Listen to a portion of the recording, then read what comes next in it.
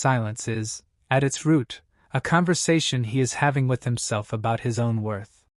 When a man floods her inbox, he is not really reaching out to her. He is trying to quiet his own internal verdict, the one that says he is not enough, that this is about him, that he is being discarded. And the tragedy is that this internal verdict was never hers to deliver. It was always his own. The woman went quiet for reasons that belong entirely to her inner world. But the man's reaction to that silence reveals everything about his relationship with his own self-worth. Seneca was relentless on this point.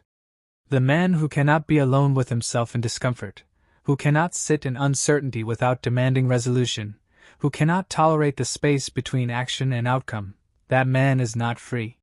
He is a slave to his own need for reassurance. And no relationship, however loving, can fix that deficit from the outside.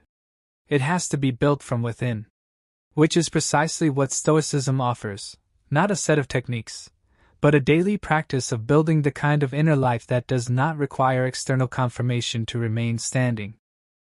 There is a pattern that plays out in relationships that most people never examine clearly.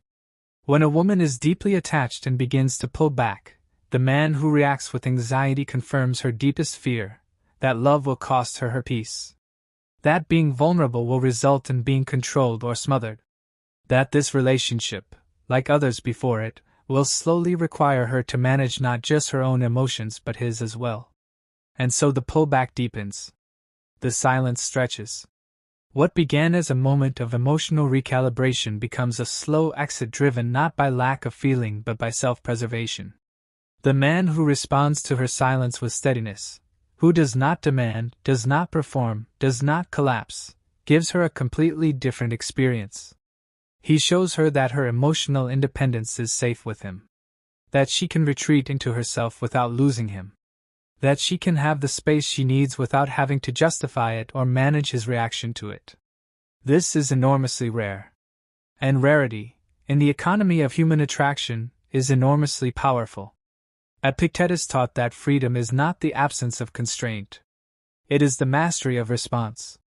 This is the most underrated idea in all of Stoic philosophy, and it applies here with total precision.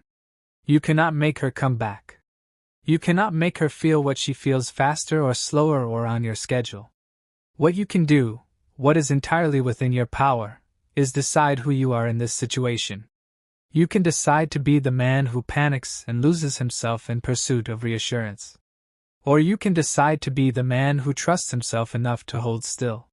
Who trusts the connection enough to give it room.